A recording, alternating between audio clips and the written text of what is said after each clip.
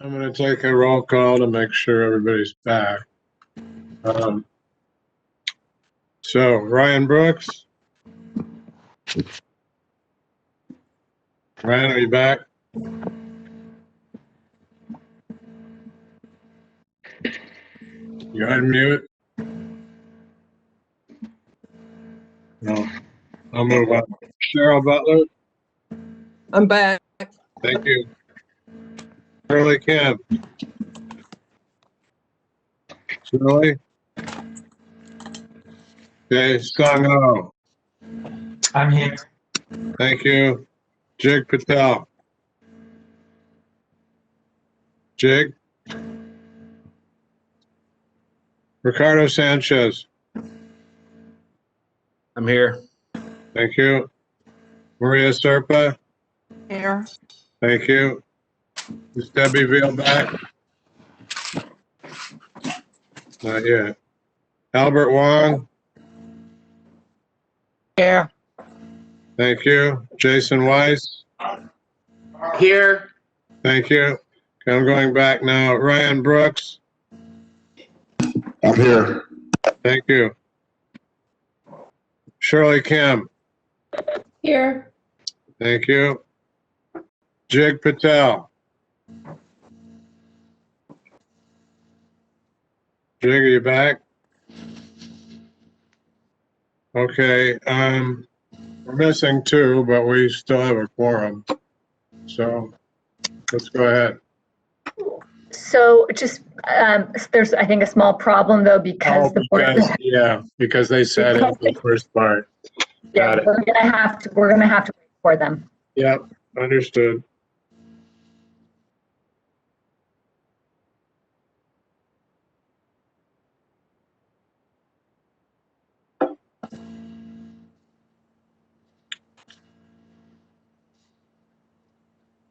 So we're actually just waiting for Jig Patel because Debbie Veal wasn't in on the first part. Correct.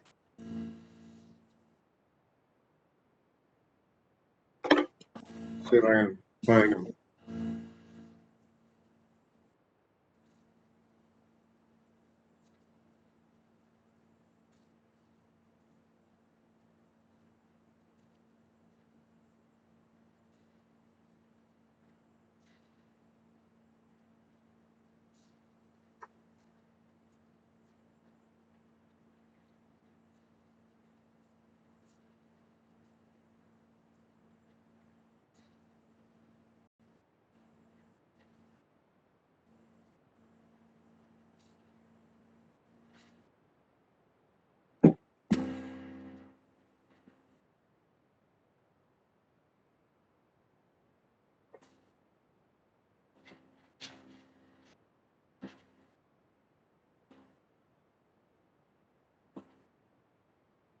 Moderator, would you let me know when Jig Patel's back on?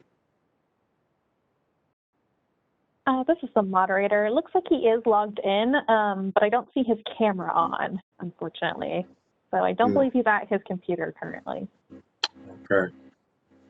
I'm gonna see if I can reach him.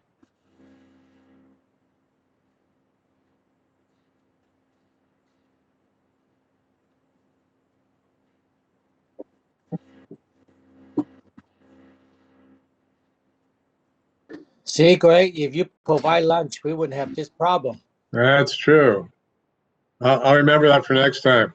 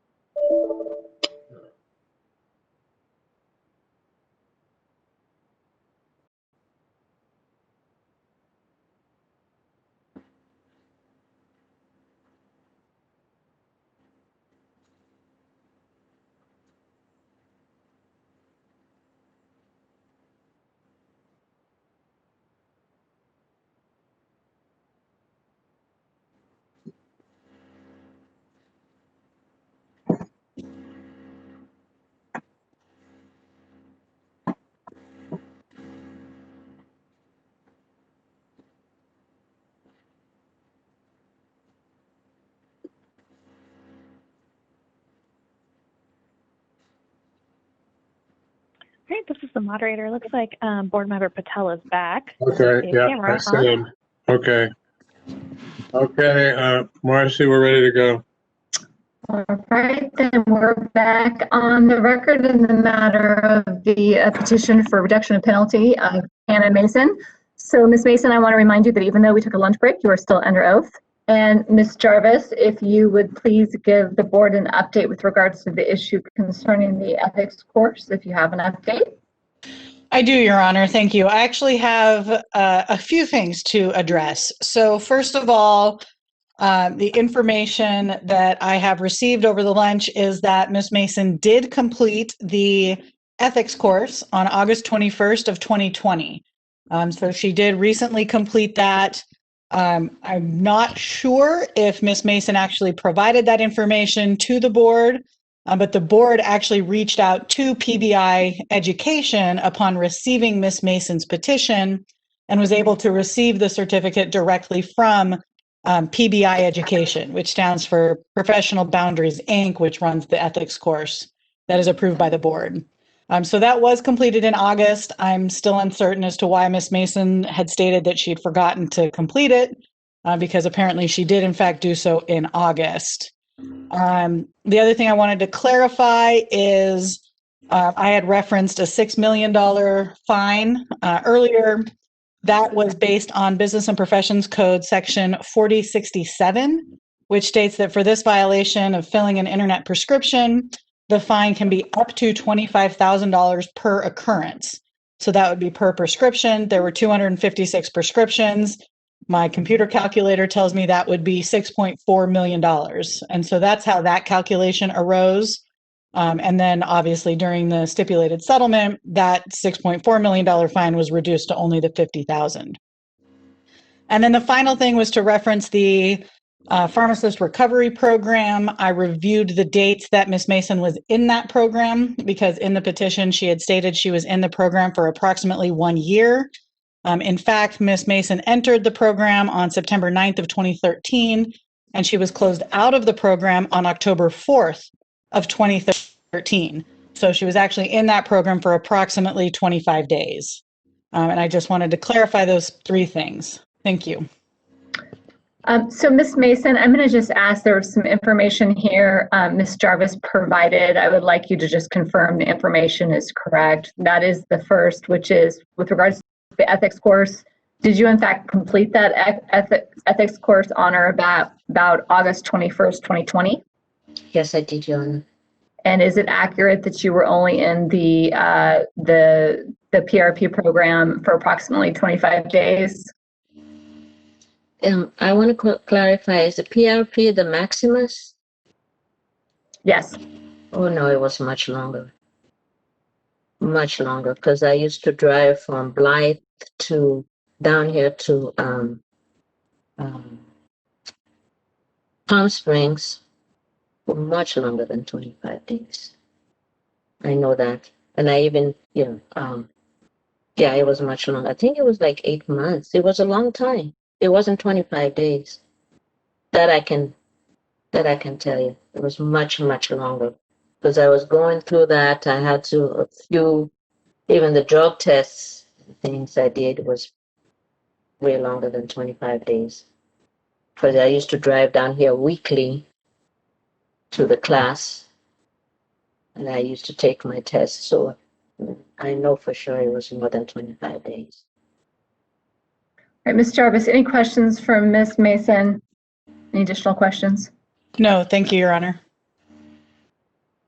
All right, and any additional question from our board members?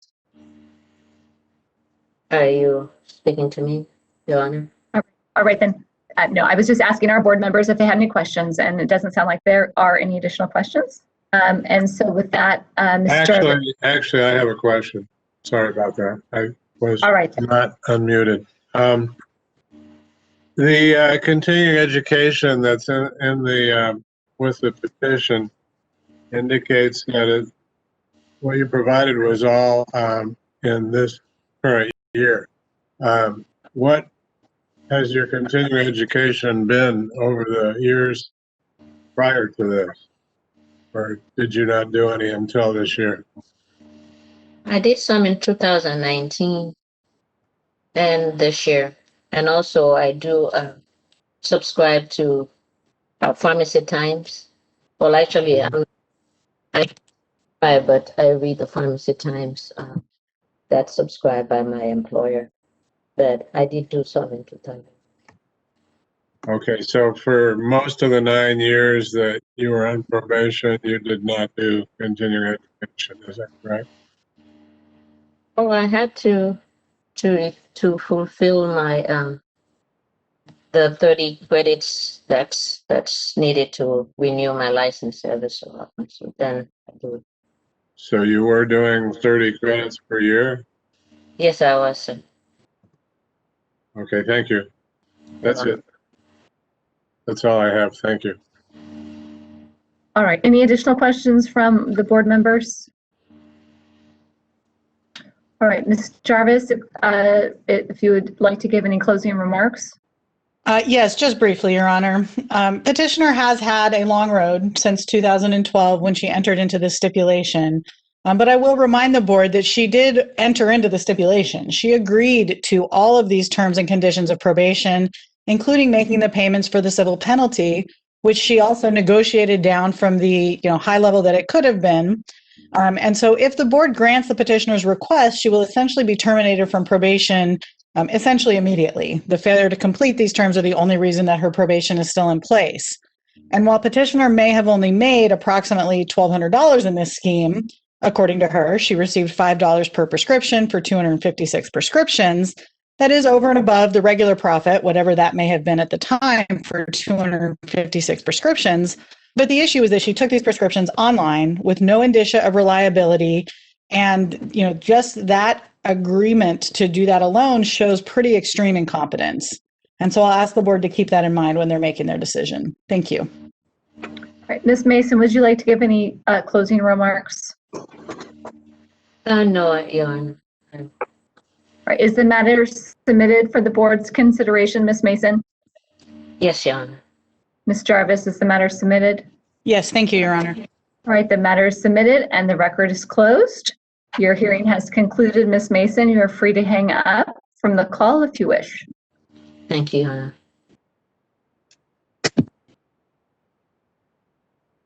All right, and I believe the next petition in order is the Sonia Lee Wells petition. Is Ms. Wells already joined the call? This is the moderator. I see that Ms. Wells has joined. However, she doesn't have an audio connection right now. So unfortunately, she cannot hear us and we cannot hear her.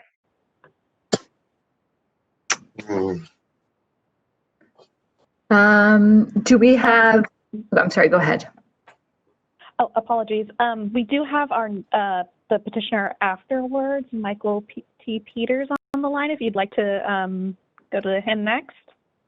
Right. Let's go ahead then, and we will then skip over Ms. Wells for now, and we will take the Michael Peters petition for reinstatement. I'll go ahead and promote him up to a panelist. And Michael, you should be able to turn on your camera and unmute your microphone now.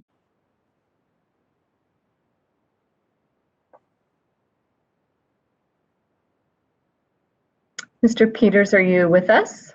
I hope so. Can you see me? I can see you now. Hello, I'm Judge Larson, and I am presiding over the hearing this morning, or this afternoon, with the board present. We have Ms. Jarvis, who's the Deputy Attorney General, and I'm going to announce your case for the record, and then I will briefly explain how the hearing is going to proceed, and if you have any questions at that time, you can ask me, all right? Understood. All right, then.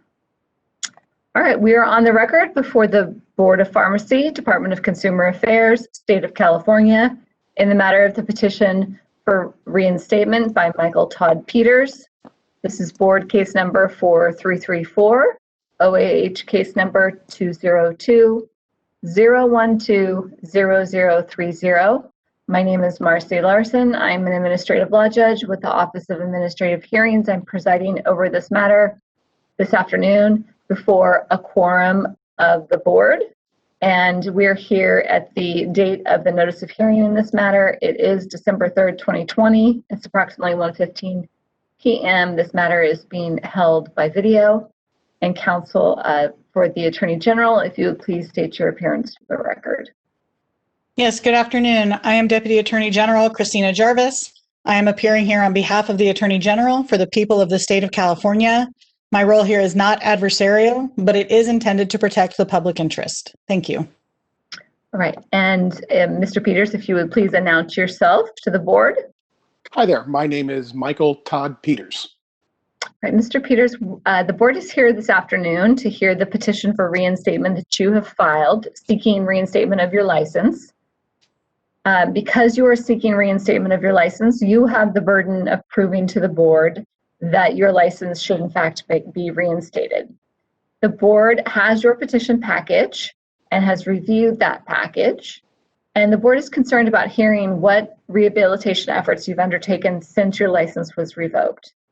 The Attorney General, Deputy Attorney General, Ms. Jarvis, will proceed first. She will submit the petition package, and she will provide the board with a brief overview of your license history and the revocation of your license. After that, I will swear you in. You will have an opportunity to testify on your own behalf and provide the board with any information you want them to consider for purposes of issuing their decision, excuse me. You can highlight anything in particular in the petition package you want the board to pay particular attention to, but your testimony is essentially your opportunity to explain to the board why you believe you should have your license reinstated. After you're done testifying, Ms. Jarvis will have an opportunity to question you, and then after she is done questioning you, the board members will also have an opportunity to question you. Ms. Jarvis will be presenting the documents, as I mentioned in this case, and I will ask you if you've reviewed those documents and if you have any objection to those documents. So please make sure you have those documents in front of you. During this proceeding, I cannot give any legal advice, but if you have any questions about the procedures, please let me know, and if I can answer the question, I will. Do you understand? Yes, I do. All right, Ms. Jarvis. Yes, thank you, Your Honor. At this time, I will identify Exhibit 1 as the notice of hearing for this petition. That would be approximately page 7 in the petition packet, just after the Exhibit 1 marker page that I've previously submitted to the Office of Administrative Hearings Secure File Upload. Exhibit 2 then would be everything else, the petition and all attachments, including recommendation letters, continuing education, and the underlying decision and order in this matter. I would also like to draw the court's attention to, in the petition packet at approximately page 20 of part 1 that was uploaded, there is a DD 214 form, which is a military service form, and it has a social security number of this petitioner in it. I had redacted all birth dates, but I missed this social security number until after I had submitted the packet to OAH. So I'd ask the court to go ahead and redact that social security number on the court's form. All right, counsel, please remind me where in the petition package I can find that. It's approximately at page 20 of part 1 of the petition packet that I uploaded. So if you have the petition packet that starts with the 5 pages of the request to set, then the Exhibit 1 tab, the memo, and then the petition. Yeah, I see it. All right, I'm sorry, I can't hear you, Your Honor. Oh, I'm sorry. I found it and I'm blacking it out right now. Wonderful. Thank you, and I apologize. Thank you. Thank you for that, bringing that to my attention. Okay, so at this point, I'm ready to present the information, the underlying information for this matter. All right, please proceed. Thank you. So this matter arose through an accusation filed on September 25th, 2012. Petitioner proceeded to a hearing, which was held on September 9th through 10th, 2013. The proposed decision of the Administrative Law Judge, ALJ, was to revoke the petitioner's license, and the board adopted that proposed decision without alteration, which was effective on December 20th of 2013. There were 3 causes for discipline in this matter, and then 1 prior citation as a disciplinary consideration. Petitioner was the owner and pharmacist in charge, or PIC, of a pharmacy named Country Club Drug Store at the time. Petitioner was also the only pharmacist working at the pharmacy, and he employed 3 to 4 staff members. Petitioner sold Country Club Drugstore, I apologize, prior to the filing of the accusation. And one of the causes for discipline was specific to the discontinuance of that pharmacy. So in short, the violations were specifically the first cause, failing to maintain appropriate inventory records of dangerous drugs and controlled substances. An audit by a board inspector showed that petitioner was short approximately 146,220 tablets of hydrocodone, oxycodone, diazepam, and alprazolam. The second cause was subversion of a board investigation. Petitioner failed to comply with the board inspector's instructions to provide copies of records of disposition for dangerous drugs in prescription bottles for return to stock. So these were drugs that had not been picked up by patients and were to be returned to stock. The petitioner was supposed to dispose of them and provide those records to the inspector, and the petitioner failed to do so. And then the third cause was failing to follow the board's instructions regarding the discontinuance of business form for ceasing practice of the pharmacy and other matters to do with closing the pharmacy, including providing the closing controlled substances inventory report and petitioner's original license back to the board. Now, the citation considered as a factor in aggravation was for violations, including failing to report cures data for approximately 10 months in 2009 and 2010. A medication error that petitioner failed to notify the patient about and failed to do a quality assurance evaluation for. Failing to have required policies and procedures, exceeding the pharmacist to technician ratio by having 2 technicians working while petitioner was the only pharmacist. And then on 6 occasions in 2007, petitioner furnished controlled substances without a prescription. Finally, petitioner signed a false DEA 106 theft form estimating the amount of controlled substances stolen from his pharmacy on March 15th of 2010. As part of the decision revoking petitioner's license, he was required to pay the board costs in the amount of $10,693. Petitioner has paid those costs in full. Now, of significant concern in the decision revoking petitioner's license is that petitioner had several stories about what happened to the records that were requested and demanded by the board inspector. For example, the petitioner stated that he faxed a 60 to 100 page document to the board inspector with dispositions of these dangerous drugs and controlled substances. And then he shredded his copy of the documents that he had sent to the board inspector. The board inspector testified that he never received such a fax, and that document was required to be maintained for at least 3 years pursuant to pharmacy law. Petitioner also denied receiving several correspondences from the board, and at hearing, petitioner submitted no evidence of rehabilitation and took no responsibility for his failure to comply with pharmacy laws and regulations. Instead, he had excuses and justifications and no evidence to support his versions of what had happened.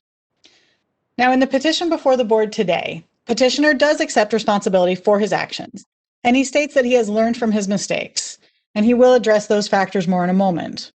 With the petition, petitioner has submitted proof of completion of approximately 41.5 hours of continuing education from June of 2018 through February of 2020.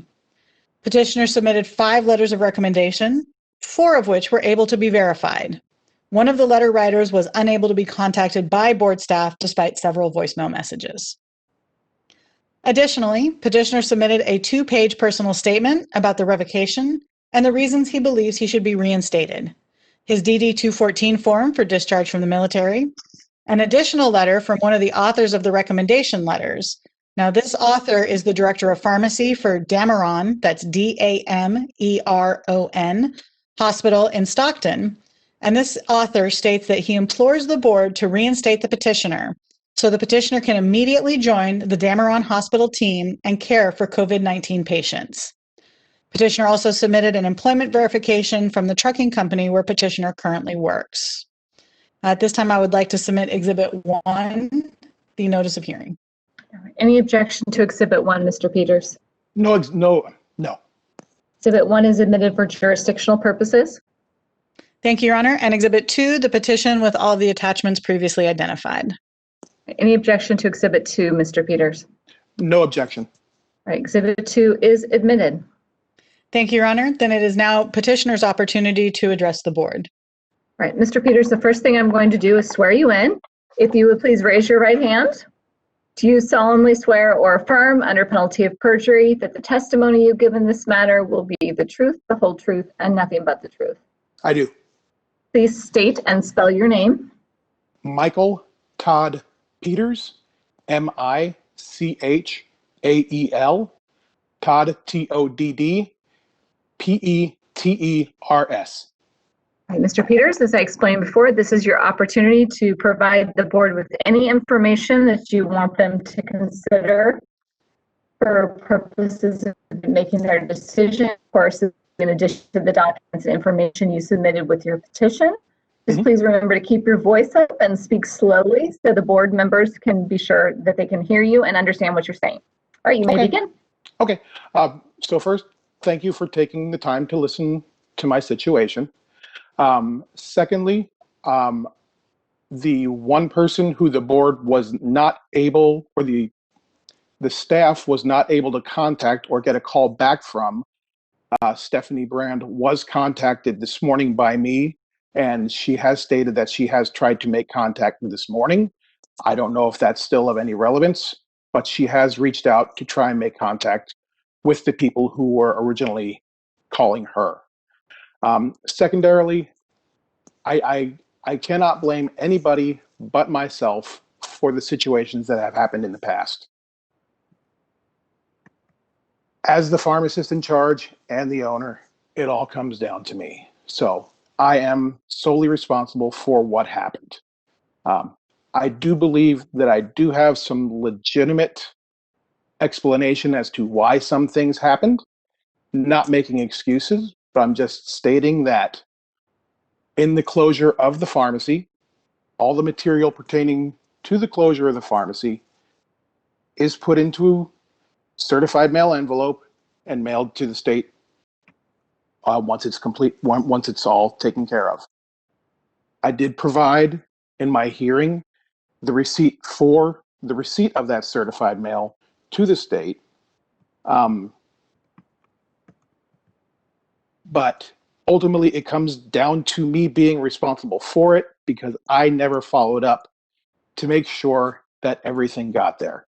So I can complain about it all I want to, but I never did anything to make sure that ultimately it got to where it needed to be.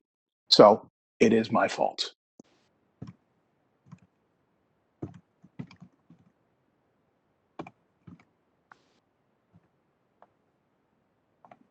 Is there anything else you'd like to add, Mr. Peters? And as I mentioned, Ms. Jarvis will have an opportunity to question you. Sometimes when you're being questioned, you think of additional things, and then of course the board members may also have questions for you. And then at the end, if there's anything else you want to add, I will give you another opportunity to do so. I greatly appreciate that. I had so many things, and now when you get on the camera, it just all goes blank. I do want to say that if I am given an opportunity, I will do my absolute best to try to restore honor to my name in this profession, and that I have absolutely no desire for pharmacy ownership. It's not in the cards for me. I'm just not competent enough with all of the maintenance of the records that I just did not do properly. So pharmacy ownership is not something that I would ever pursue again. That being said, I think I can still be a very good contributor as a staff pharmacist.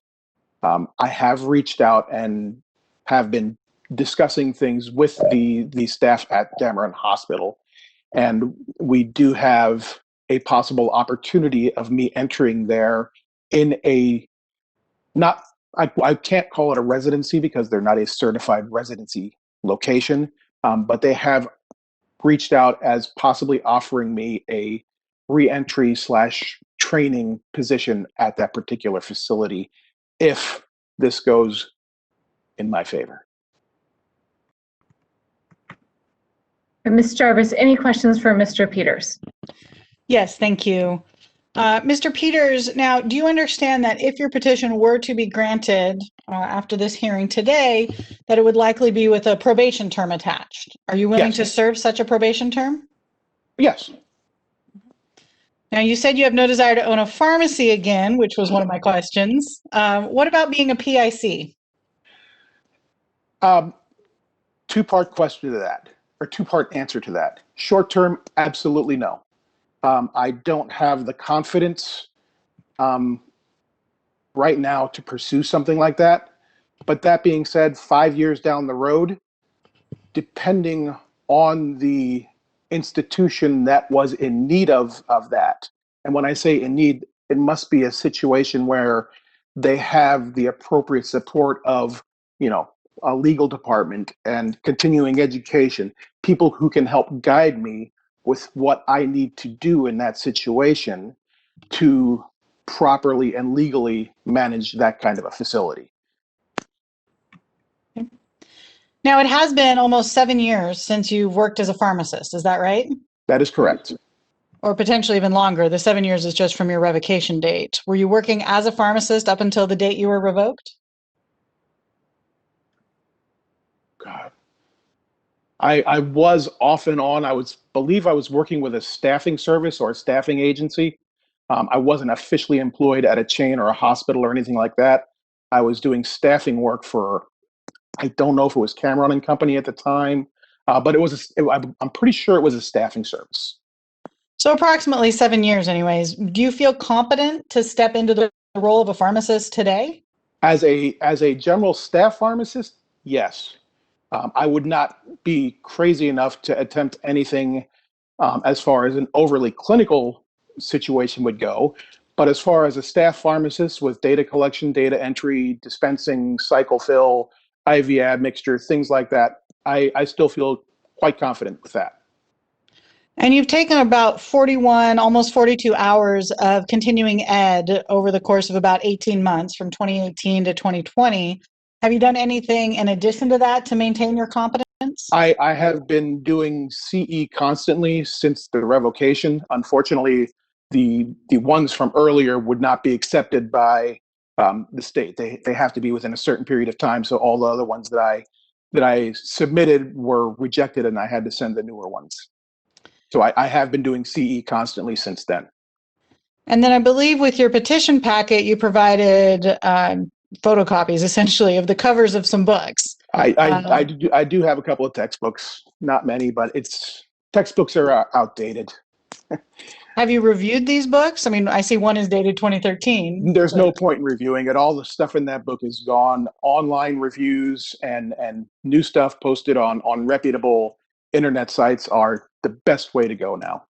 And there's so many places now that send out emails about new trends and groundbreaking things that happen every day. It's just so much better than any textbook ever was.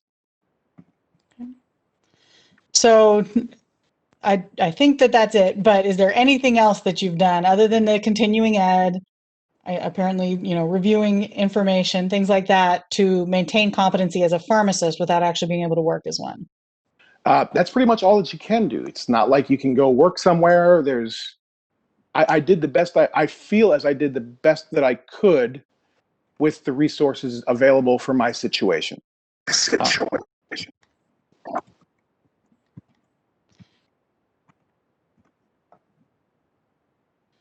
I think that's all the questions I have at this time. All right, I'm now going to ask our board members if they have any questions, starting with the board president.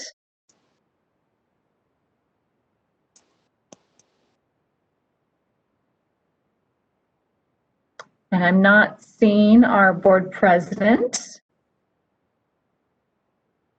No questions at this time.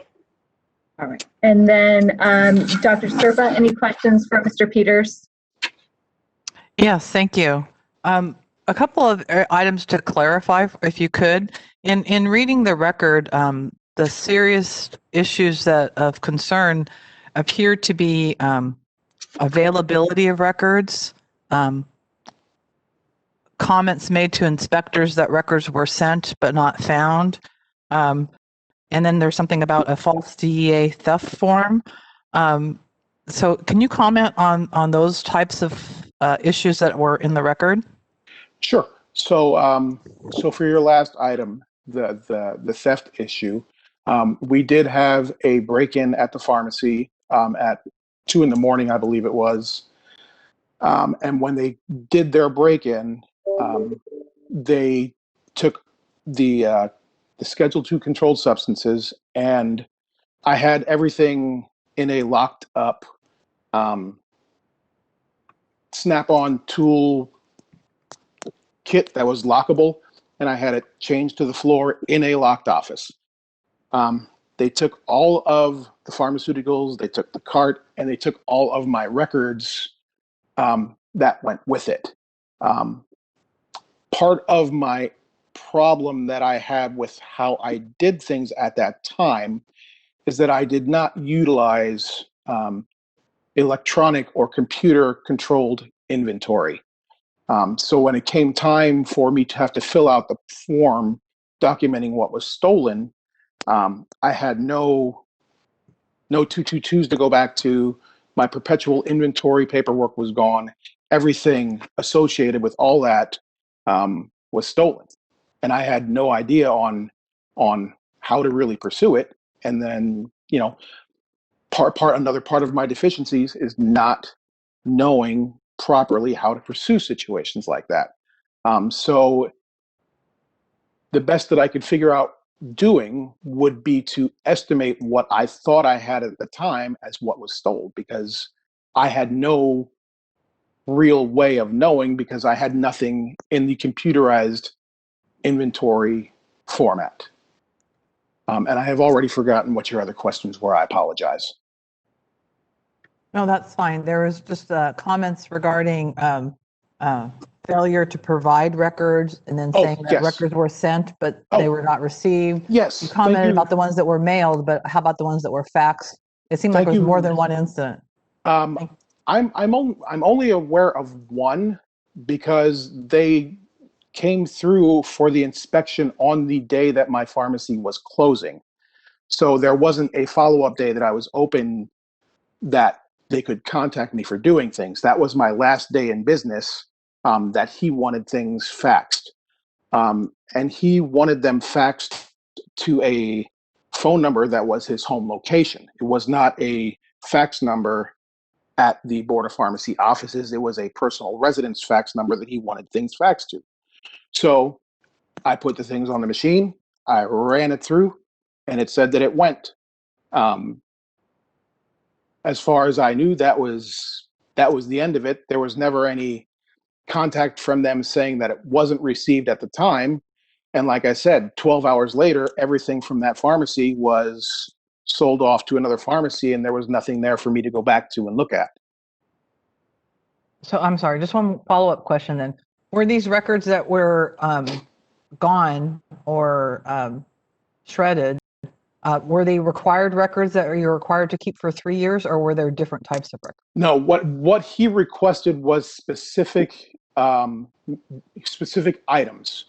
It wasn't an official inventory. He just said, let me have, the Xanax ones, the Valium ones, the Norco ones. So he just asked me to do a printout for those particular items and fax those to him. It wasn't the official inventory or closing inventory or the reverse inventory from the company that did that. None of that. Just those specific items that he requested were faxed to the number that he gave me. Thank you. Anything else? Did I cover everything? That's all of my questions. Thank you. Okay. Thank you very much. All right, Mr. Brooks, any questions for Mr. Peters? None. Thank you, Judge. All right, Ms. Butler, any questions for Mr. Peters? Just kind of following Board Member Serpa, and I just wanted to know, in the 146,000, I think it was 146,000 controlled substances, I was wondering, was any of the return to stock? Because apparently there were some drugs that you didn't do the RTS on, was this after the theft? No, the pharmacy theft was approximately, I want to say, 6 months before the closure. Okay. But the inventory discrepancies, and I brought this up at the hearing, is that not all NDC numbers were included in the count. So if you have multiple NDCs for a product and they only count one NDC, that's not an accurate reflection of what my inventory was. Okay. Well, was there a reason why there was the return to stock hadn't been done? In other words, were those charges made and not reversed? They had been reversed, but the situation that I had now is that you can't pour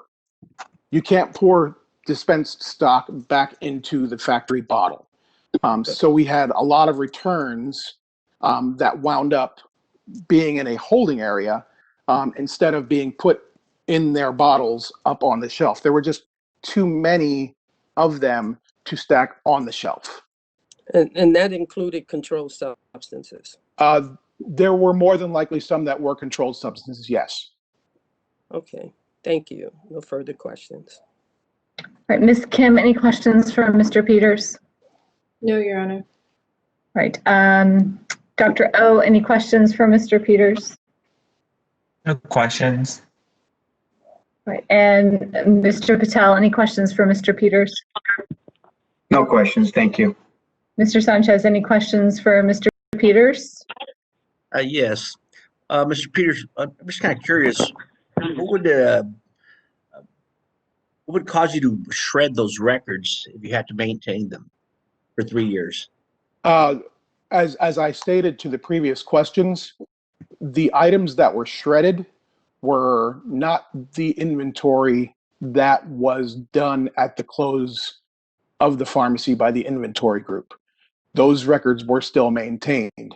These were specific printouts that the inspector requested above and beyond the official closing inventory numbers. So these were not part of that, and as such, were not required to be maintained for 3 years. So in other words, if he requested a I can't remember what it was called, but a period of time use for a certain medication, I would just print out that one thing for that period of time and send it to him. That's not the official inventory that the closing group took. Okay, thank you. That's all. All right, Mr. Weiss, any questions for Mr. Peters? No questions, Your Honor. All right, and Dr. Wong, any questions for Mr. Peters? No, thanks. All right, Mr. Peters, is there anything else you would like? Hey, Judge, Judge, yes. excuse me. This is Board Member Veal. I was gone and now I'm back. All right, well, so I do have a couple of questions. Have you been here through the whole hearing? Because yes, I have. All right then. Mr. Peters, I do have a couple questions. I am one of the professional board members. First off, thank you for your service to our country.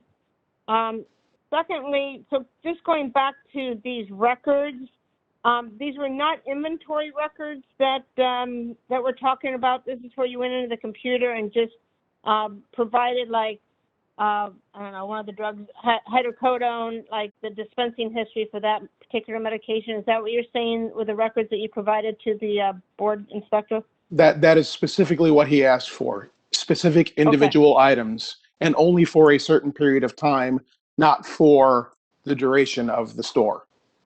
I got that. I just want to make sure they were not inventory records. They were not. Okay.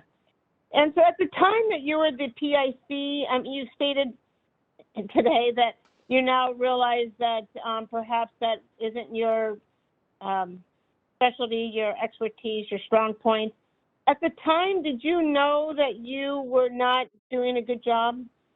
When we had the break-in, the robbery, and I was unfamiliar with the proper protocols to follow and how to handle that, that's when I knew I was out of my league. And then, like I said, it was about a 6 to 8 month period from when that happened to when I got out of it. Okay. And you mentioned that you did have a problem. You had mailed that packet of information to the board and it somehow got lost.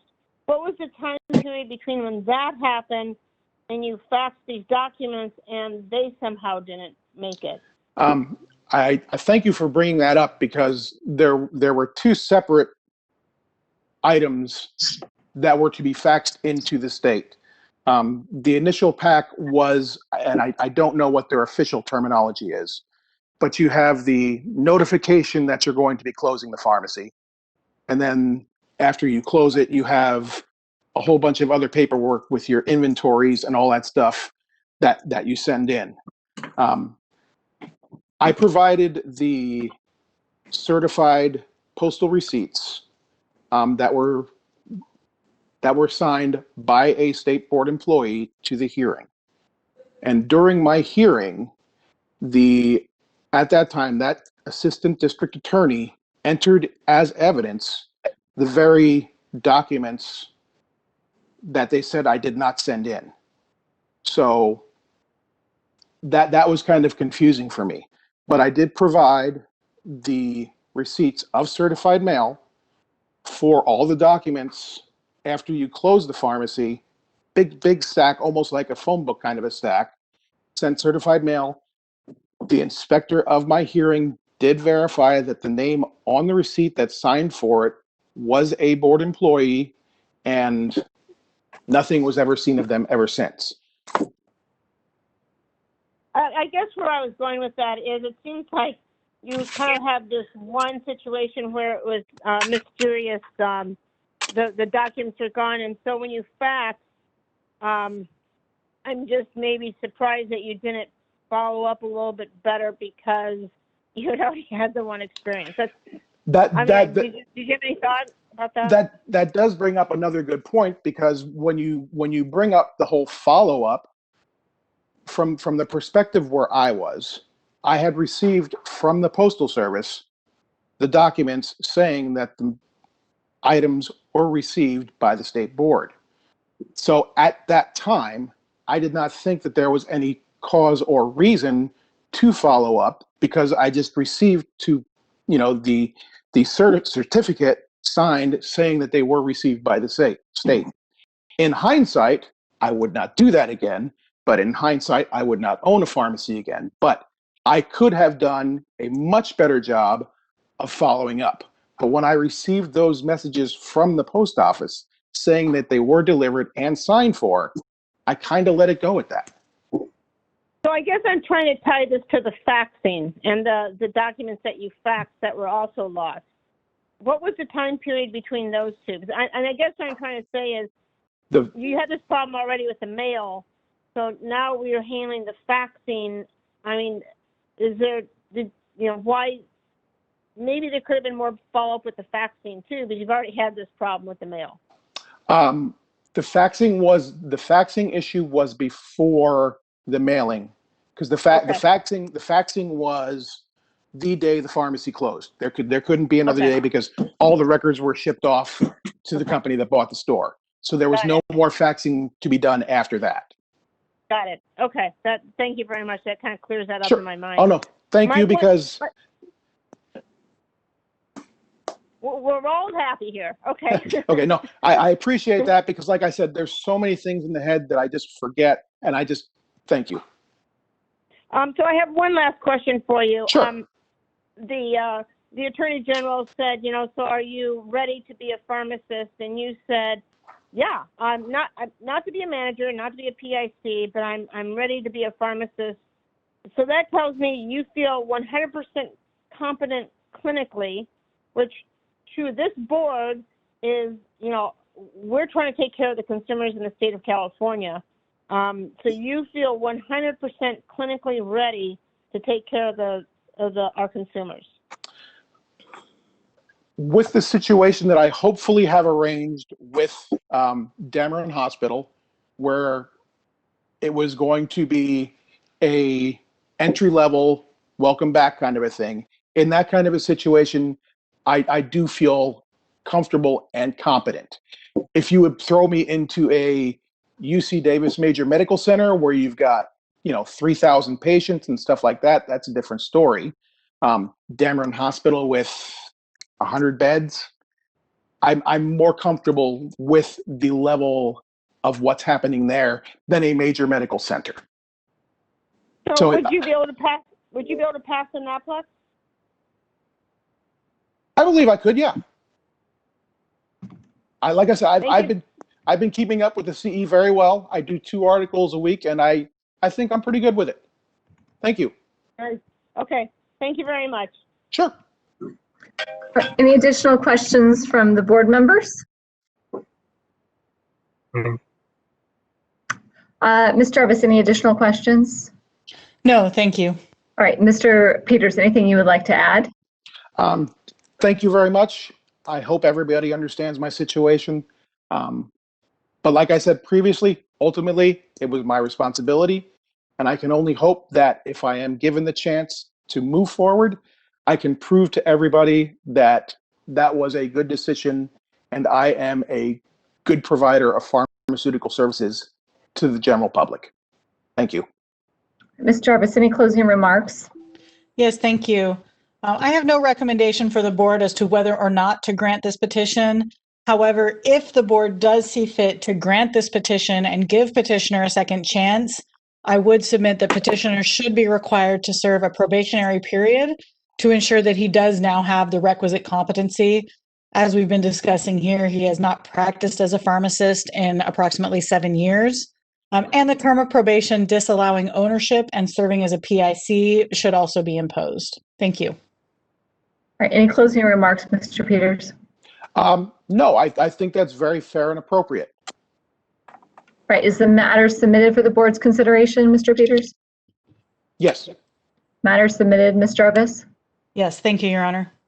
All right, matter is submitted and the record is closed. Mr. Peters, your hearing is concluded. You are free to hang up. Okay, thank you very much. Thank you. All right, and then our last petition matter is Ms. Wells. Did Ms. Wells join the call with audio? This is the moderator. Ms. Wells is online. However, I don't have the option to make her a panelist. I'm going to unmute her and see if we can try to do some troubleshooting because I believe she needs to re-log in. So, Ms. Wells, I'm going to unmute you right now. Hello? Can you hear me now? Yes, I can hear you. So, unfortunately, I'm going to ask if you can please completely sign out of the WebEx meeting and sign back in, and make sure that you're clicking that Join Now button. I can't make you a panelist right now, which means you can't turn on your video camera. Okay. All right. I will. All right. Thank you. Uh-huh.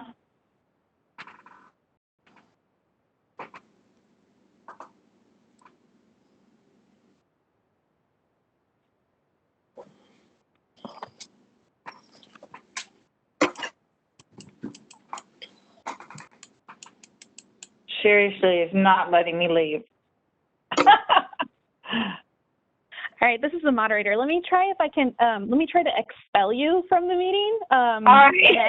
Yeah. I'm expelled. Let's see if that works. All right, so let me do that, and then if you could log back in, and then make sure you're clicking that Join Now button. All right, thank you.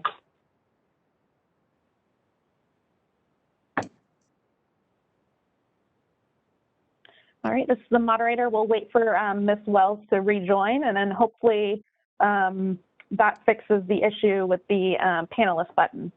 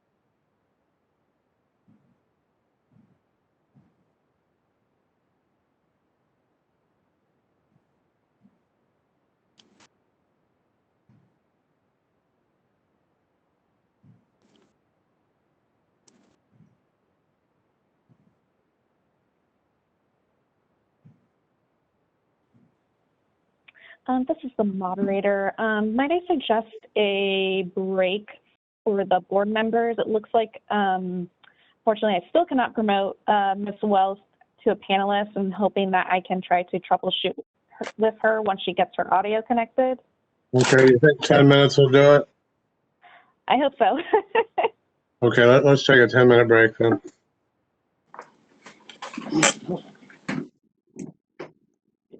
Right, thank you. Thank you.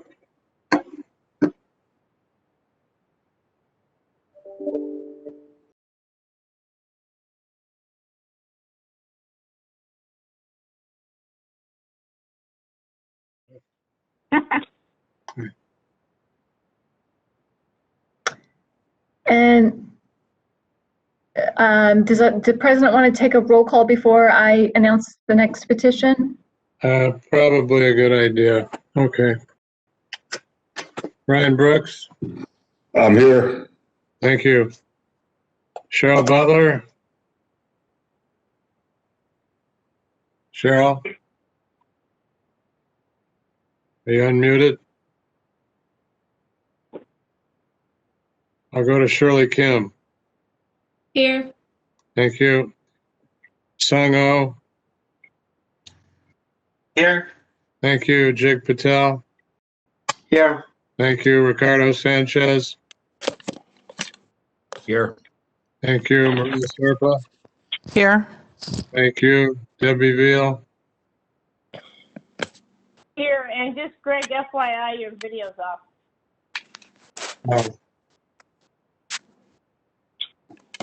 Thank you. And Albert Wong? Here. Thank you. Jason Weiss? Here. Thank you. Back to Cheryl. Cheryl Butler, are you here? Yes. Thank you. Okay, we're all here, ready to go. All right, and I see Miss Wells, and then do we have, actually, I don't see Miss Wells. She was just here. Miss Wells, are you? I'm here. Okay, and Miss Jarvis? I'm here. Thank you, Your Honor. All right, so Dr. Wells, my name is Marcy Larson. I'm the judge who's going to be presiding over this hearing. I'm going to announce the case. I will have you and Ms. Jarvis both announce yourselves for the record, and then I will briefly explain how the hearing is going to proceed this afternoon. All right? Yes. Okay. All right, we are on the record before the Board of Pharmacy, Department of Consumer Affairs, State of California, in the matter of the petition for early termination of probation by Sonia Lee Wells. This is board case number 4936, OAH case number 202-012-0033. My name is Marcy Larson. I'm an administrative law judge with the Office of Administrative Hearings. I'm presiding over this matter this afternoon. It is December 3rd, 2020. We are before a quorum of the board. And counsel for the Attorney General, if you would please state your appearance for the record. Yes, good afternoon. I am Deputy Attorney General Christina Jarvis, and I'm appearing here on behalf of the Attorney General for the people of the state of California. My role is not adversarial, but it is intended to protect the public interest. I also wanted to state for the record, I was the Deputy Attorney General who worked on the underlying case in this matter. My name has changed, so that would not be obvious from the record. My maiden name was Jansen. So I just wanted to make that clear. Right. And Dr. Wells, you're here this afternoon representing yourself, is that correct? Yes, I am. All right, and I have lost Dr. Wells from the video. I'm not sure if anyone else can see her. I'm not seeing Dr. Wells. No.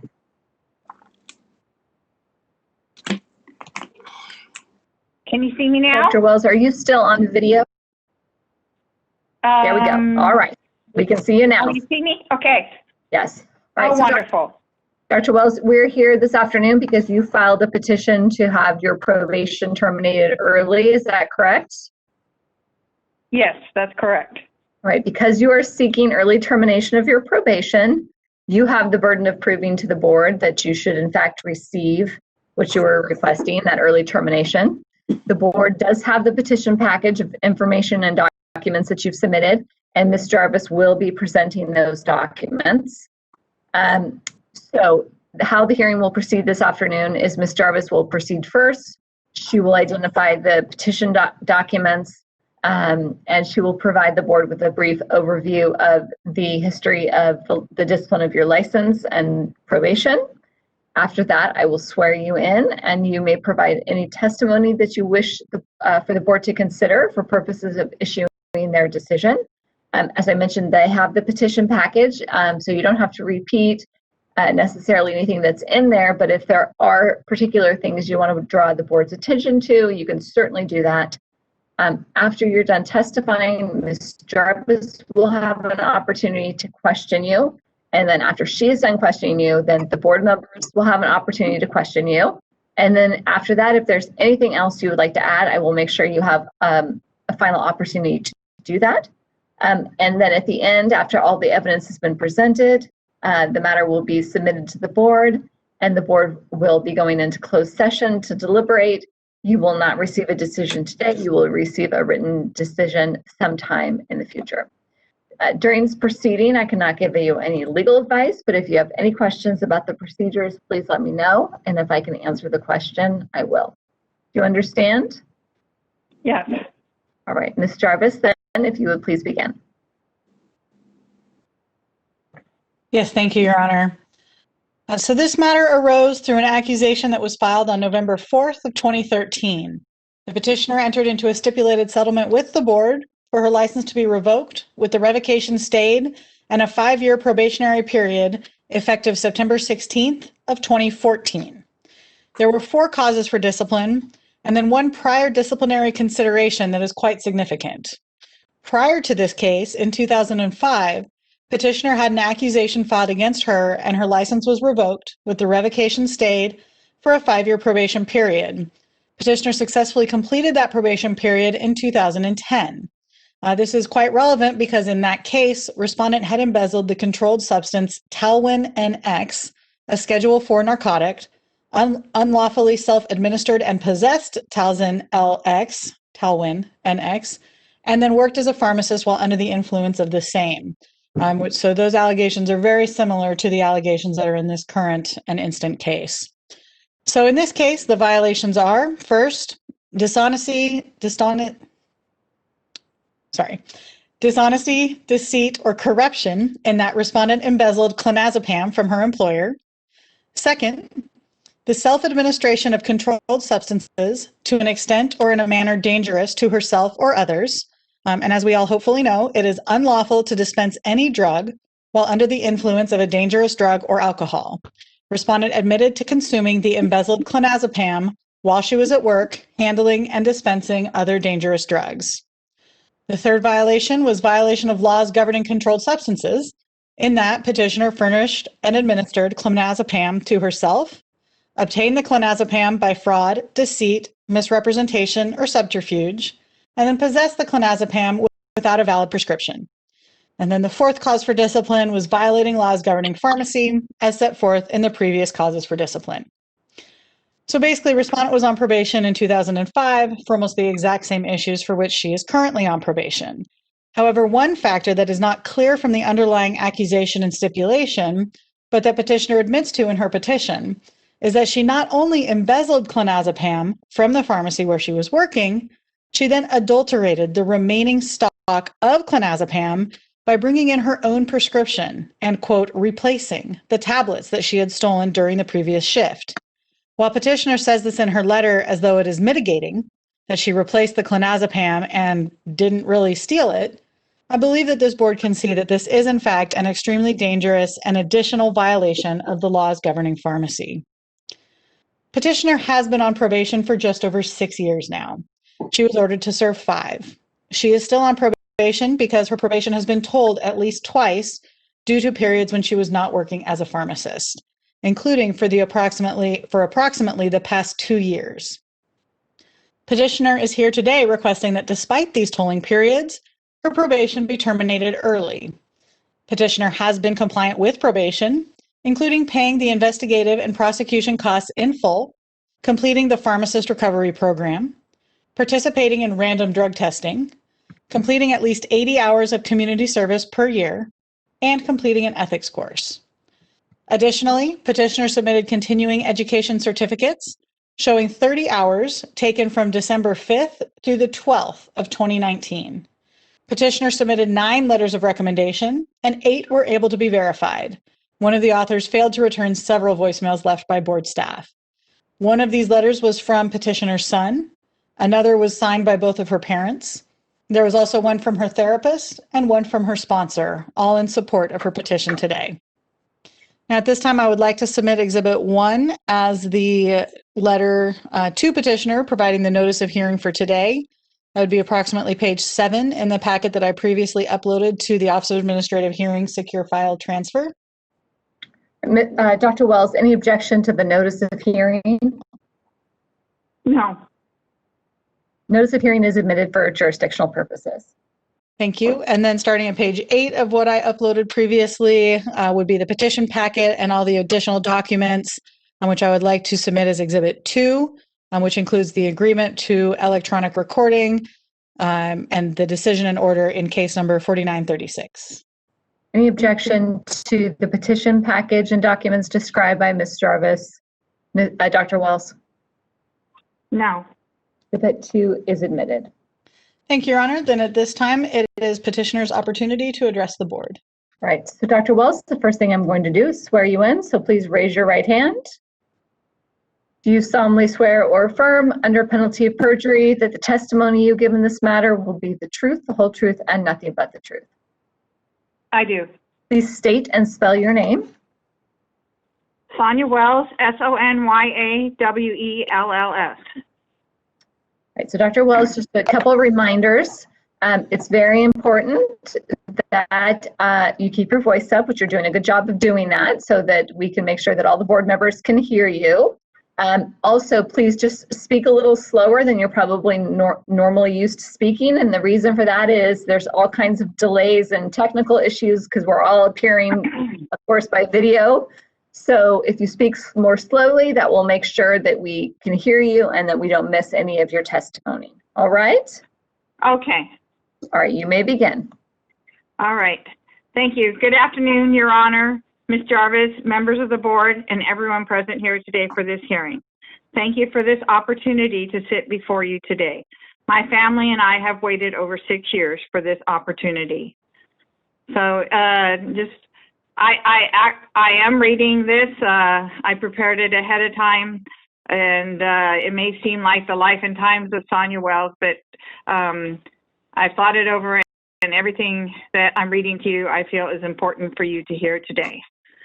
So nearly 10 years ago, on October 29th, 2012, I was followed by security from the pharmacy at Bel Air in Gold River, California. I was asked to return to the pharmacy when I was accused of stealing 2 bottles of pills from the pharmacy. I showed the security agents my purse, which had no pill bottles.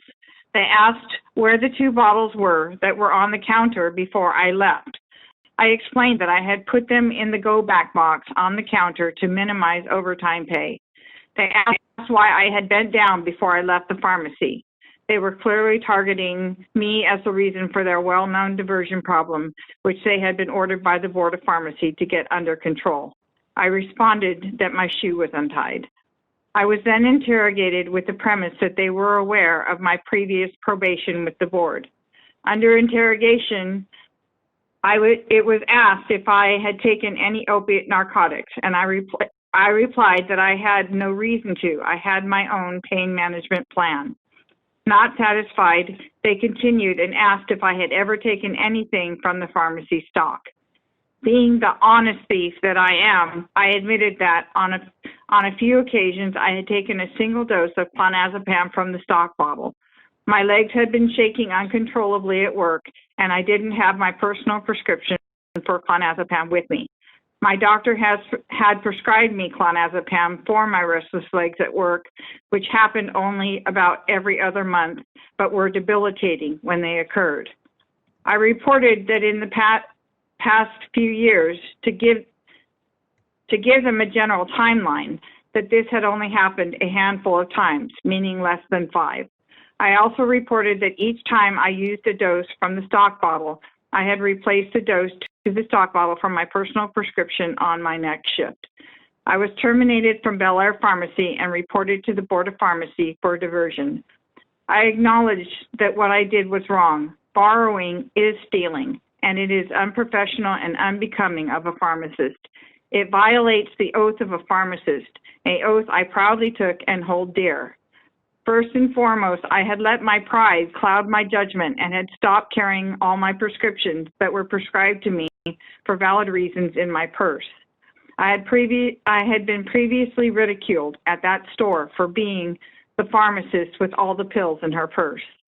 So I did not have my clonazepam, which was prescribed for my severe restless legs when I needed it at work.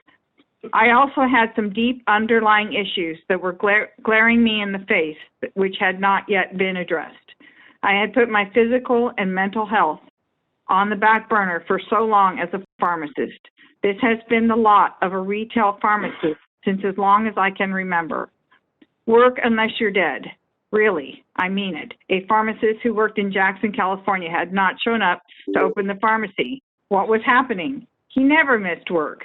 They checked his home. He was dead. Never let them see you sweat, and never, ever admit you can't finish your shift. I'm one tough cookie, though, so I persevered at the expense of my health and my family for years. Don't get me wrong. I always loved my career as a pharmacist. I had wanted to be a pharmacist since I was 12 years old. I have never truly wanted to be anything else, but extraordinary hours and stress took their toll after a while. I should have requested a transfer out of my store where the dehumanizing mentality was rampant, or sought out another job. I should have realized that asking my boss to return to the pharmacy after he had arrived home was not that much to ask when my legs were shaking too much to walk. Instead, I chose an option that I thought would affect as few other people as possible. I took the dose of clonazepam, knowing that I would replace it so that my legs would stop shaking. I finished my shift without asking for help. This happened maybe 3 to 5 times, period. I was working as a staff member at Kelly's Drugstore in San Andreas when the board sent me my accusation. I was offered to have my license suspended for 1 year or go into diversion and be out of work for at least 30 days. I chose the latter, not believing our family could survive without money for a year. Little did I know that I would be kept out of work for 11 months by Maximus, losing my position at Kelly's Drugstore. I finally was rehired a year after that, accepting a $30 an hour per diem offer because I could not get work anywhere else with a restricted license. At that point, our family was 2 years without a paycheck. I worked at Kelly's part-time for 2.5 years until the pharmacy closed in December 2018. I have not been able to find a job in pharmacy since because of my restricted license.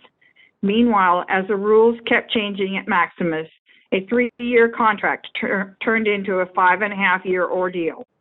I was not allowed to apply for early termination of probation until I was released from Maximus, which finally happened at the end of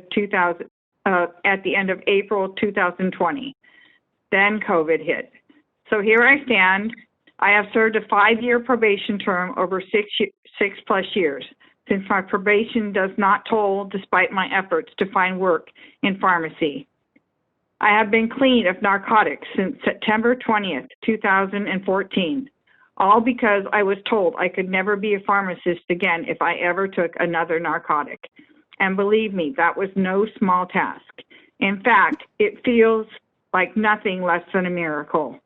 I have tried so many times to stop taking prescription painkillers before. I was embarrassed that I was asking for the trust of the public, yet I was having to take narcotics to function at work. My older sister used to berate me for doing so. My cousin died of an overdose of soma, benzodiazepines, and opiates. My father begged me to stop taking anything that could lead me to that same fate. Yet each time I tried to quit, I couldn't make it a half a day without the tramadol. I thought that the pain I experienced as the trifecta of withdrawal pain, the chronic pain I live with every day of my life, and the added pain from the stress of the cold turkey withdrawal converged was going to be the pain I would be left to live my life with. That was truly frightening. It wasn't until I was threatened by my case manager at Maximus that I would be sent to inpatient therapy, leaving my 7-year-old daughter in the care of her homeless father if I tested positive for tramadol one more time. That's what it took to stop for good. Then I managed to stay clean because of how badly I wanted to keep my pharmacy license. I never tested positive during my random drug testing, even while working at an all-access pharmacy, with the probable exception of my random drug test 2 days after my September 23rd back surgery. I had not realized that I could not take prescribed narcotic painkillers, especially in the low doses I took them to physically sustain my career as a retail pharmacist. After all, I had worked with more than a few pharmacists who were on high doses of OxyContin, whose backs were in better shape than my own. Also, I had been allowed to stay on my prescribed pain medications during my first probation ordeal, so I thought my use of medication within its prescribed use was acceptable. I have not once but twice been evaluated by board-approved psychiatrists who have stated that I have a pain management problem as opposed to an addiction problem. Nevertheless, I now realize that addiction can occur after only weeks of taking opiate pain medications on a chronic basis. Although I have a legitimate need for pain management, I also see the negative effects of relying on prescribed painkillers. I have even sought to use my experience to help others as the opiate crisis hits America by giving speeches on the consequences of addiction and responsible pain management. I am grateful to be free of narcotic painkillers forever, one day at a time. The longer I stayed clean, the more I saw and was able to be redeemed for the damage I had done to my family, my career, my faith, and myself. However, I do not see addiction as the only root cause of my time on probation with the Board of Pharmacy. I can identify the change in my professional career as when my chronic pain began with the onset of fibromyalgia. I was 33 years old. I had just finished running 6 marathons in 2 years and was a single mother of 2 young boys. I was neither prepared nor equipped to face the death of my career, nor the inability to provide for my family. My age made it difficult to be taken seriously about the debilitating pain that comes with fibromyalgia. Many doctors, including ones who were assigned to my case, did not even believe it existed. To this day, there are individuals, like the leader of the health support group, who don't believe in fibromyalgia. She ridicules anyone who claims they have it or expresses how it changes their lives. Support was difficult to find then. Support is difficult to find now. I did not ever plan on taking prescription pain medications. I rarely took Tylenol, but I had no idea about what to do, who could help, or where to go. Fast forward 23 years. My chronic pain persists. I now have osteoarthritis and degenerative disc disease to boot. These conditions are not reversible, but at least I am on the radar now to try to treat them and give me a better quality of life. For years, with the diagnosis of recovering addict in my chart, I was dismissed as a drug seeker every time I tried to get help for my increasing pain, even though I wasn't asking for pharmaceutical help. Finally, a pain management doctor ordered MRIs, which began a 3-year journey towards back surgery for just one of 7 herniated discs. Using non-narcotic modalities to keep my pain manageable in the physically demanding world of retail pharmacy, I will likely not be able to return. Even at 56, I mourn this loss, as this is where I found my joy in being of service to people, one patient at a time. However, I have prepared myself to venture into the world of managed care pharmacy. At one time, I wanted nothing to do with this area of pharmacy practice. After all, managed care was had severely diminished the quality of my health care and that of my children. We fell under the umbrella of the Affordable Care Act and Medi-Cal for years during probation because even while employed at Kelly's, I never made more than $36,000 a year. Nevertheless, I studied for my certification in medication therapy management after back surgery because I saw it as my only option in pharmacy if back surgery was unsuccessful. During this education, I have pleasantly come to realize that a managed care pharmacist does much more than make decisions about formularies. I truly hope to still make a difference in people's lives through counseling and educating as a managed care pharmacist while taking care of myself physically. Yet this cannot happen until my license is restored to the non-restricted status. As you know, the companies that offer managed care positions also have contracts with the government. As part of their contracts, they cannot employ healthcare providers with restricted licenses. Believe me, I've tried. I made it to the second interview for a position once, then was told that they wanted to hire me but could not because of my license restriction. I'm sure you are aware that I have served a previous sentence of probation with the Board of Pharmacy. The first round with probation, I had turned myself into the Pharmacist Recovery Program for refilling my own prescription for Talwin NX twice. Talwin had been prescribed to me for fibromyalgia, and I ran out of refills while transitioning between doctors. I was released from that program based on the finding that I had a pain management problem as opposed to an addiction problem. The board came back a year later and accused me of leaving the program voluntarily and placed me on probation. I bring this up to tell you that I have seriously contemplated what led to my journey with probation, not once, but twice. In each situation leading to probation, I acted in ways that I never would have imagined myself doing. In both cases, I have identified that I was acting out of fear. Fear that I could not handle working with the pain, fear that I might have to inconvenience my boss, fear that I could not support my family without being able to work, fear that I could not continue in the career that I love. I felt I had to find a way to prevail within the circumstances I was living in. Keep going, regardless of the cost. The cost was my reputation, my integrity, and my ability to provide for my family for 6 years. I will no longer place myself in that situation again. Health comes first, family comes first. I will make choices proactively and in the present to maintain my honor, integrity, and health. I love this profession. It is what I was born to do. I now see an opportunity to continue to counsel patients, my favorite part of retail pharmacy, in a different setting. I have recently gotten certified in medication therapy management, and I'm seeking to gain employment in managed care or at a pharmacy call center. I cannot do this with a restricted license. I would like the opportunity to be released from probation so that I can continue my career as an educating pharmacist and provide for my family once again. I stand before you today to tell you that I am a person of worth. I earned my pharmacist license. I have also earned the right to have it restored to non-restricted status. I would appreciate your cooperation in granting me early termination of probation so that I can complete my career with dignity, respect, and security. Thank you.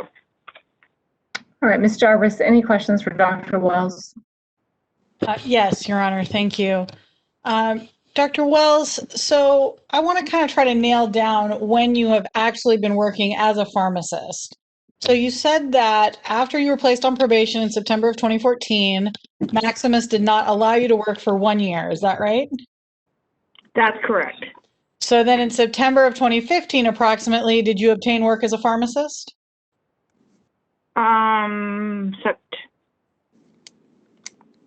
No, it was a whole nother year because it took so long, Maximus took so long to let me go back to work. My boss literally hired 3 people in my place. And so I basically had to wait until he weeded out those people and there was room for me again. And in the meantime, I was looking for work all the time and nobody would hire me. Okay, so you went to So work. I actually started working in June 2016 is when I went back to work at Kelly's. All right. And then you worked there until approximately June of 2018, is that right? November 2018. November? Yeah, the end of November. So that's about 2 years and 6 months, 5 months. Right. Yeah, And then you have not worked since as a pharmacist since November of 2018? that's correct. I can't get anybody to hire me. Then when you began your statement earlier, you mentioned the replacing of the borrowed drugs, as I had mentioned as well. Yes. Now you do understand that you therefore adulterated those drugs, right? You I can't did. put. Okay. I do. I So hold understand on. that. So hold on. So Dr. Wells, you need to please wait until Ms. Jarvis finishes the question completely. I understand you may know where she's going, but we need to make sure the record is clear. So please wait. So Ms. Jarvis, please wait till she finishes the question and then answer. So Ms. Jarvis, please ask the question again. Yes. So Dr. Wells, you know that you cannot put drugs that have been dispensed to a patient back into a stock bottle, correct? Yes. So when you made that statement and when you put that in your petition packet, did you believe that replacing the drugs was in some ways mitigating from the embezzlement?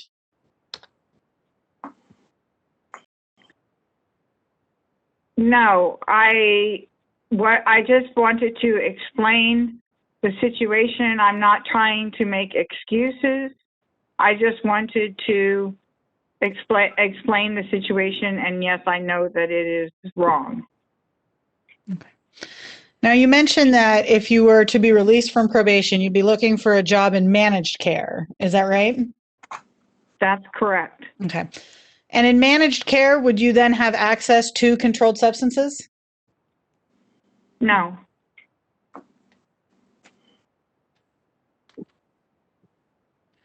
At any point, do you believe that you would be physically able and willing to return to pharmacy practice in a retail setting? I'm trying. Like I said, I'm on the radar now with the neurosurgeon and with pain management at Dignity Health. I'm undergoing physical therapy for my pelvic floor and for my hip, because the pain, although my stride has improved, I was basically shuffling before back surgery. I have about a 3/4 stride now, but the pain is still there, and difficulty standing for periods of time. So I'm going into physical therapy now, whereas up to about a year ago, nobody was willing to address anything. So we're still working and trying to move forward. Got it. So your ultimate goal would be to return to retail if you were physically able to do so. Not necessarily. I mean, I could go to managed care and be perfectly happy there and stay there. I just never really considered it before. In retail pharmacy, in my mind, that's what I was born to do because I loved helping people one at a time. The reason I went into pharmacy is because I love the fact that it was the only health profession where you could go and get help for free. You can go up to that consultation booth, ask a question, and the pharmacist will come and give you an answer for free. I loved that part of pharmacy. And that's where I saw myself being of service to people. I just never looked outside of the box and saw my ability to be of service in any other way. But now I realize that I can do that while still taking care of myself. It doesn't mean that I'm stuck, with the way my body is now. I'm still going to continue to try and get better, but in the meantime, I still want to have the chance to be able to use my brain as a pharmacist, sitting down. So if you were to ever return to retail, you would then have access to controlled substances, just naturally by dint of the job. Do you believe that there would be a temptation then for you to, again, have a third relapse essentially into taking the drugs that were then accessible to you? No, because I have 6 years clean, and that means something to me to have that. And so I'm, my goal is to continue to try and manage my pain without any kind of narcotics, using other modalities, and that's my plan. I don't plan on using prescriptions for my pain management anymore. Thank you. I have no other questions. All right, I'm going to now ask our board members if they have any questions, starting with the board president. Yes. What are you doing to manage your pain now? So now I'm actually on an anti-inflammatory meloxicam, and I am on gabapentin, and I try to exercise every day, and I am also on an anti-inflammatory diet, trying to enhance foods that are high in anti-inflammatories. Is it working? I think it's working the best it can under the circumstances. There's a lot going on. Okay. No temptations at all to go back, correct? No. Okay, thank you. That's good. You're welcome. Ms. Veal, any questions for Dr. Wells? Is Ms. Veal with us this afternoon? Okay, sorry. Sorry, I didn't hear my last name. I was like, is that me? Yeah. Ms. Wells, thank you very much. It's hard even on WebEx to, kind of put yourself out there. So I appreciate you providing all the details behind everything that's happened in your life. It does assist us in making decisions and understanding if you are rehabilitated and able to provide safe pharmaceutical care to the consumers in California, which is, our number one goal here. So kind of going off of what Mr. Lippy said, do you attend like Narcotics Anonymous or AA or any kind of support group like that? It doesn't have to be those two, but any support group? Narcotics Anonymous, where as opposed to some people in my health support group who always went to AA because it seemed like the upper crust of the anonymous things. I always identified that, let's face it, I was taking prescription narcotics. So Narcotics Anonymous was where I belonged. And, it's like from the very first page of the narcotics book is, that just, it all resonated with my experience of my life, because even though I was taking the narcotics to try and be able to continue my career, there was still fallout from taking narcotics and and the way they affected my life in general. So, to me now I realize that it's not just about being able to provide for my family, because in providing for my family, other things slid, like my spiritual principles. So, but, I would still like to be able to use my brain, instead of just driving Uber or, doing landscaping at the fairground. I'd like to be able to use my brain and still stay clean and provide for my family. So it sounds like you are attending Narcotic Anonymous meetings. Yes, and I have a sponsor. Oh, sorry. And you have a sponsor. About how many meetings a week are you currently attending? 4. Okay.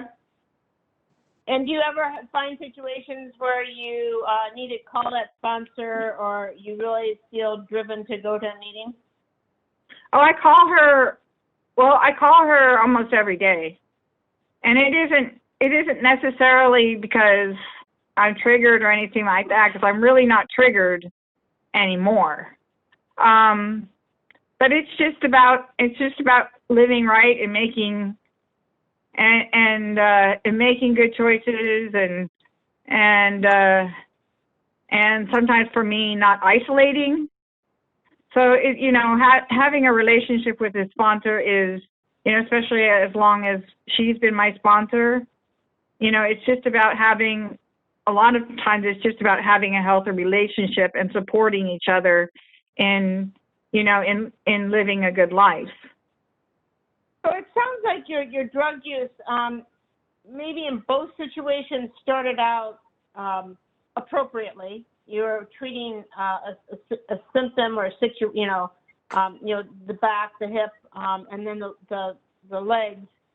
But it sounds like at the same time, in both cases, both the Talwin and the clonazepam, I think it was, it got into more of an addiction behavior with maybe some triggers. So can you just kind of help clarify that for me, how you went from using the Talwin for pain and the clonazepam for restless legs into kind of what triggered you to make it go into more of an addiction behavior? I think it was just because, like I said, I think it was out of fear. The reason I stepped over the line both times is because I was afraid I wasn't going to be able to finish my shift or keep working as a pharmacist and keep providing for my family. And so do you think, I'm sorry, go ahead. I didn't mean to interrupt you.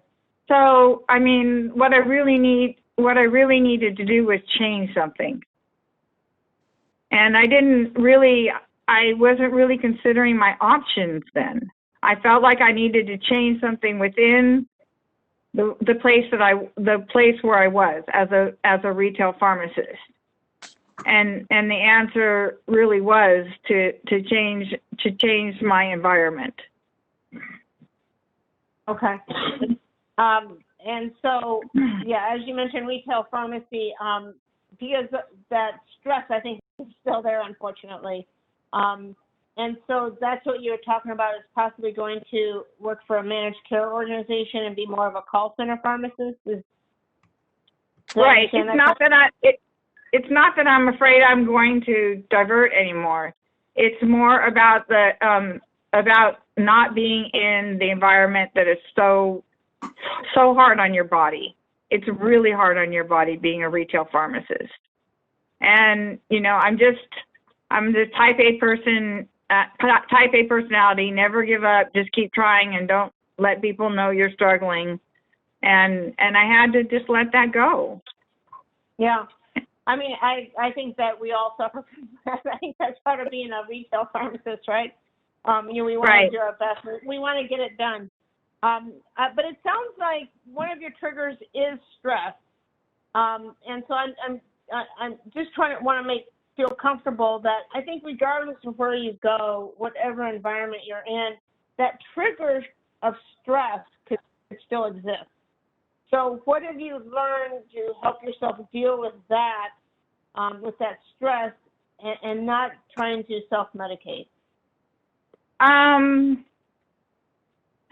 So one of the things is really really reaching out.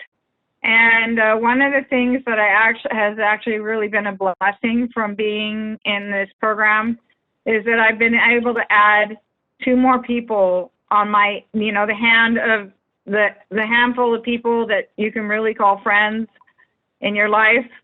I've had added 2 people to that hand that I talk to and communicate with on a regular basis. And when anything comes up, they're there for me, and and I'm there for them in return. It's reciprocal. And it's just a matter of reaching out, whereas before, you know, if you remember when I said that, like, I chose the easy route. I took the pill and I didn't ask for help. But now I've learned that phone is not so heavy to pick up, and, you know, and I just ask for help. I ask for guidance, and that helps a lot. Okay. Thank you very much for your time again. I appreciate your honesty. You're welcome. All right, Dr. Sherpa, any questions for Dr. Wells? Just a comment. Thank you, Dr. Wells, for your testimony. It's very impactful and inspiring. And no other questions, Your Honor. Yeah, thank you. Mr. Brooks, any questions for Dr. Wells? None today. Thank you very much. All right. And Ms. Butler, any questions for Dr. Wells? I just want to also say thank you, Dr. Wells, for your testimony here. And I kind of hear from the questions that you've answered that you feel that being in managed care will allow you not to have that stress of the standing and the bending. And so as a result, you feel that on top of everything else, that this will help you deal with being able to do the job of a good pharmacist, but just not have to do that physical part that brings on the extra stress, because again, you're having to take something for the pain that has helped somewhat, but you know, it's still not completely there. So, is that a question? Yes. So is that the reason, is the fact that the standing and the physical involvement of a pharmacist, as far as the moving around, the standing, the problem with the legs, the problem with the back, one of the reasons why that you feel that you would be dealing with a whole lot less stress? Absolutely, absolutely. I mean, stress isn't just like in your head. It's physical stress is very significant. And you know, I played soccer. I ran 6 marathons. I played ice hockey when I turned 50. I mean, it's hard for me.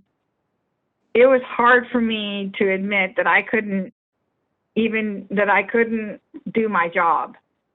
But, you know, once again, I just wasn't looking outside of the box as far as, you know, where I could go to do my job. And I'm at the point where, you know, I'm ready to say, you know, this is, you know, my body's changing, and so I need to change with it, and go into another part of pharmacy. But that's just the thing, is that I still love pharmacy. I actually got my master's in public health in 2015, thinking that would be a good backup plan.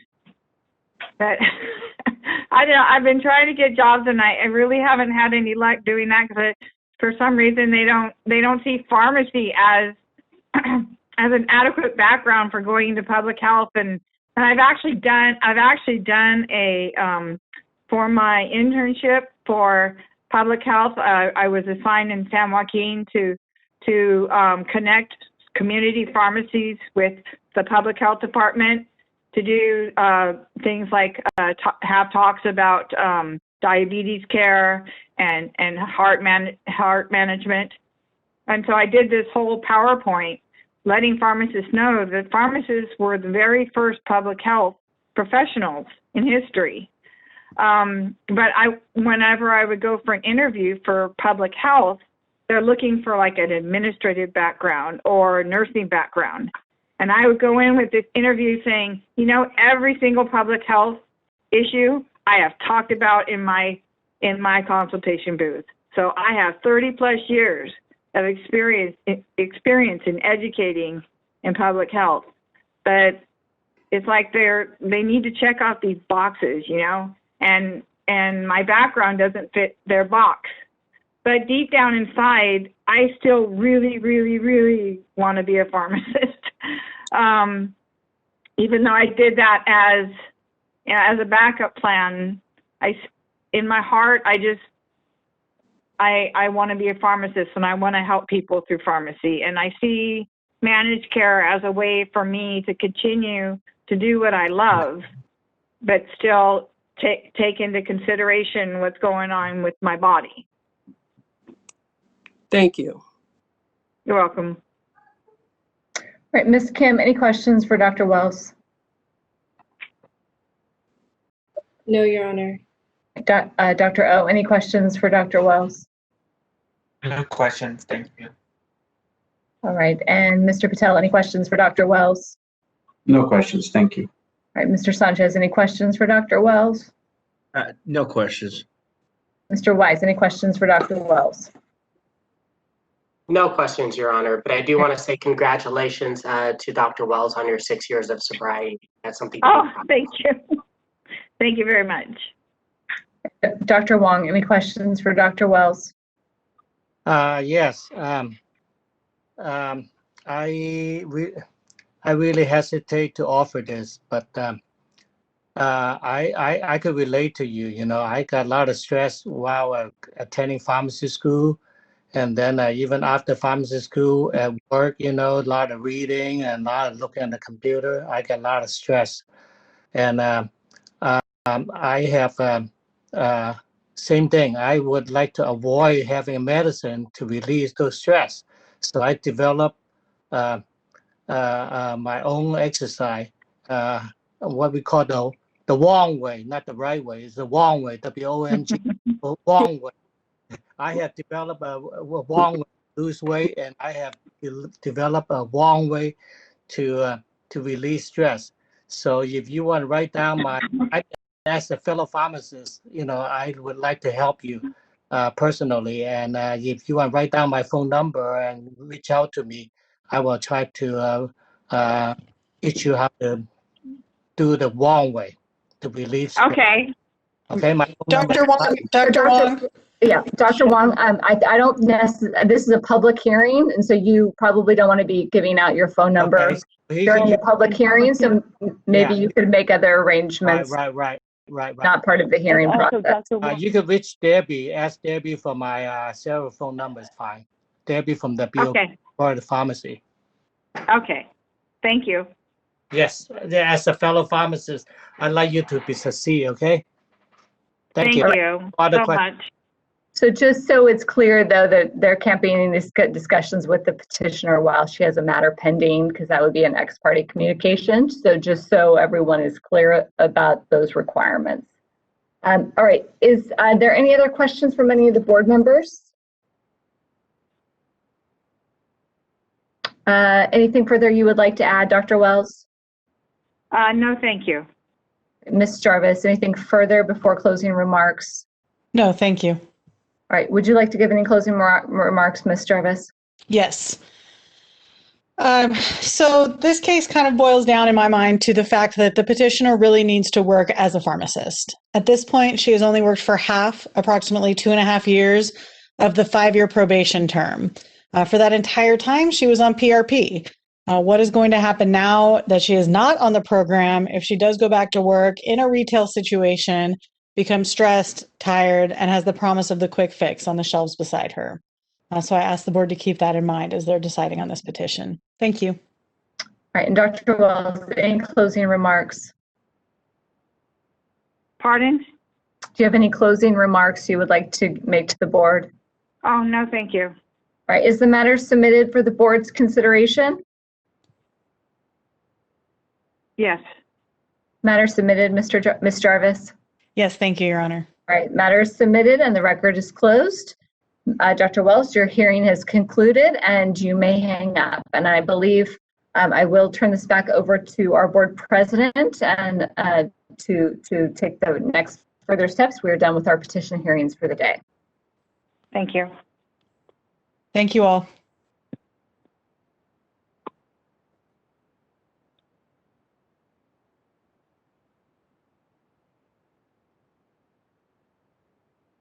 Greg, you there?